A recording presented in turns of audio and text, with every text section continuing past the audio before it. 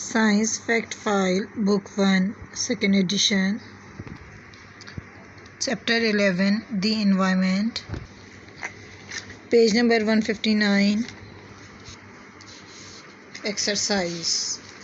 Multiple choice question. The place where an animal or plant lives is called their habitat. Which of the following is not an adaptation that helps a camel survive in desert condition?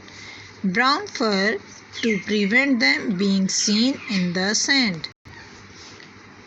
Plants are producers. Secondary consumers are usually carnivores.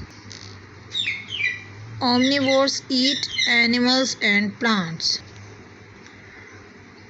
True false. A predator such as a lion will not eat sick prey animals because it does not want to become ill. False.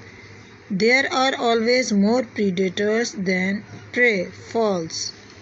There are 3 links in the food chain: lettuce, rabbit, fox. True.